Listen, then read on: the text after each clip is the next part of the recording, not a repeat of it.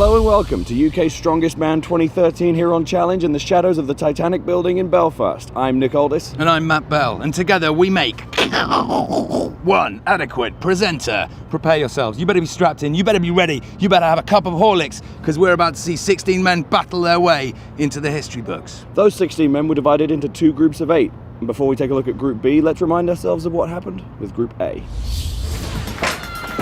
Ed Hall, adjudged not to have crossed the line by the referee, and that has cost him valuable seconds. Meanwhile, it's Tom Shaw who gets over the finish line first. Terrific display, Ed Hall, not a happy man.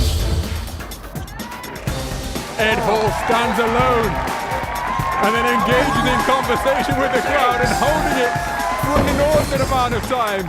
Ed Hall is the winner of the Monster Strong Axle Press. But Ed Hall knows that he's in such a commanding position that he's going to take the event off. Hoist it up and becomes the first man to get all 5 stones up onto the plinth. Ed Hall, who didn't even attempt a single stone, safe in the knowledge that he is through to the second day. But what a performance by Tom Shaw. So Nathan Llewellyn securing his passage through to day 2. And you really have to feel for Mark Hunter, who was eliminated despite having the same number of points as the Welshman. Well, there you have it, Tom Shaw and Ed Hall totally dominating Group A, but interesting point of note is Eddie Hall's actually looking a little bit sluggish. Well, you say that, but he was coming off a 30-hour flight from China after competing in World's Strongest Man, and as someone who flies a lot, I can tell you, it takes it out of you. Dude, it was like an hour and a half here from London, and I can tell you, air travel is tiring, right? Let's meet the athletes. Nicky Whelan, 29, County Wexford, Ireland. Last year in the UK Strongest Man, I placed 4th overall, so I was pretty happy with that, you know. It's the best placing so far, so can't complain. The ambition this year, to be honest, is to get through the competition without injury and do the best I can do. That's basically it, you know. Ben Kelsey, I'm 28 and I'm from Oxford in England. It's the first time, it's the first experience for me. I haven't been here before. I've heard very good things about it. I'm looking forward to it. Quietly confident, I want to make the final. The events on the final day aren't perfect for me, so if I get onto that final day, I'll be happy to see what happens. Luke Stoltman, 28 years old, Inverness. At the Scotland Strongest Man, I won 4 out of the 6 events. I think I won it by an event, or almost an event, so I was quite happy with the result, obviously getting the win.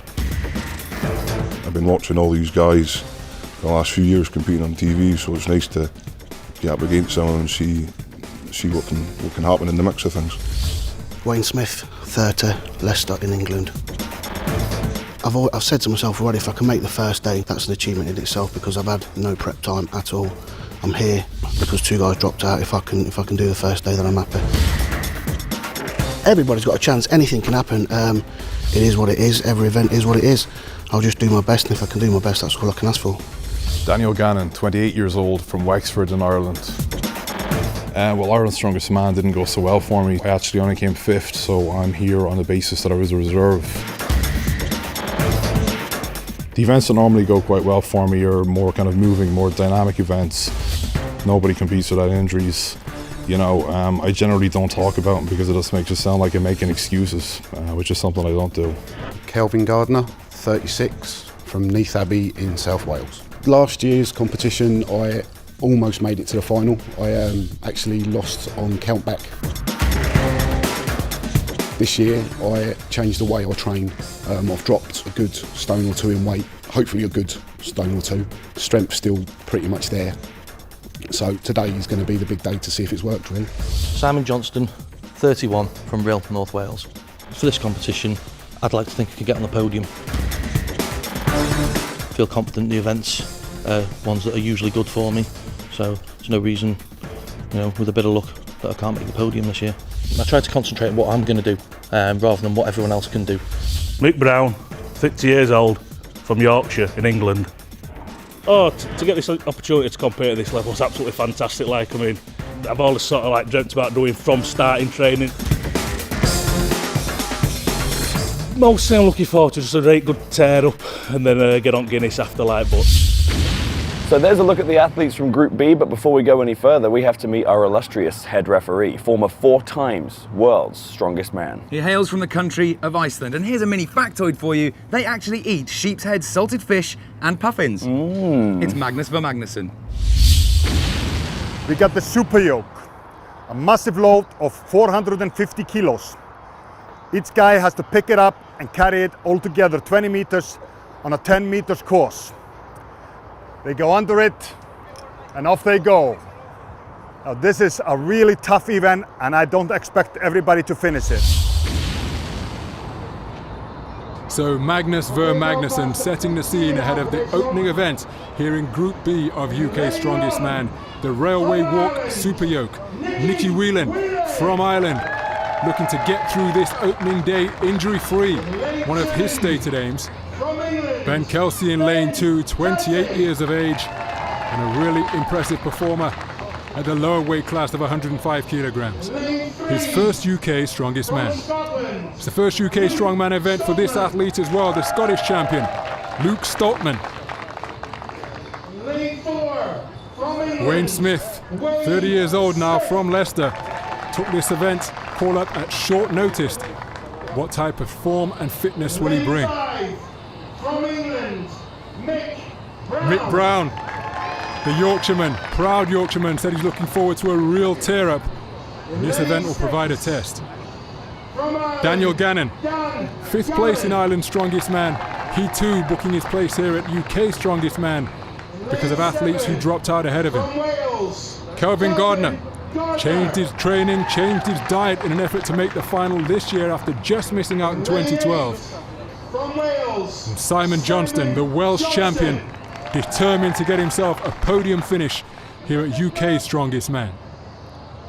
So a 10-meter course, 450 kilograms the load, and the whistle is gone. Over in lane 2 on the far side, Ben Kelsey has made a terrific start, blazing away from the rest of this field. Daniel Gannon going well, so too are Mick Brown and Wayne Smith. But away and clear is Ben Kelsey over in lane 2, streaking toward the finish line, where some athletes have yet to approach the halfway stage. Event done and dusted. Ben Kelsey the winner by a considerable distance. Now coming up in 2nd place as Kelsey continues to take the spoils is Daniel Gannon. Hurtling toward the finish line, can he get there, the Irishman? His mobility serving him very well indeed. One last effort to get over the finish, and he's done it. 2nd place for Daniel Gannon, but all trailed in the considerable wake of Ben Kelsey. We've passed the halfway stage of the 90-second time limit, and some of these athletes really beginning to struggle. Mick Brown bleeding from the nose. Immense pressure being applied by that 450 kilogram load. And the Yorkshireman in considerable distress. Over in lane number 3, Stoltman continuing to fight for all he's worth, being encouraged by Ben Kelsey, who finished an age ago. Simon Johnston putting a supreme effort forth as well. Put a good few strides together as we approach the 90-second time limit. Stoltman fighting to get it over the line, looks across and has called it a day. And there is the whistle to signal the end of the 90 seconds. Punishing event for everyone who took part, but Ben Kelsey was absolutely superb. Mick, what can I say? Well, come on, tell me. Just so heavy, the pressure's unbelievable, hence nosebleed. Felt okay on the way down, the 2 were pretty good. But as you can see, my shoes got stuck. So I won't go in nowhere. Legs went to jelly. Just tip it, so I'll get my shoe. Ben, phenomenal stuff. I mean, that you stormed it. It didn't even look like you were breaking a sweat. It was pretty much as good as it was going to get. It was a great start. I was a little bit apprehensive going into this. This build is a 457 kilo yoke. It's heavier than I've ever lifted before. Didn't really know what to expect, however.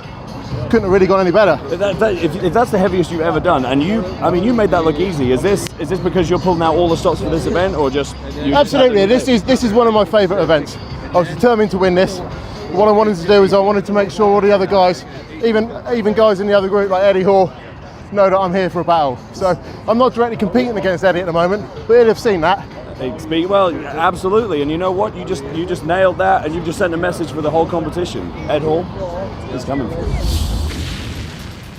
So a terrific marker laid down by Ben Kelsey after the opening event in Group B, the Railway Walk Super Yoke. A terrific display, winning by a considerable distance. He's the leader after one event.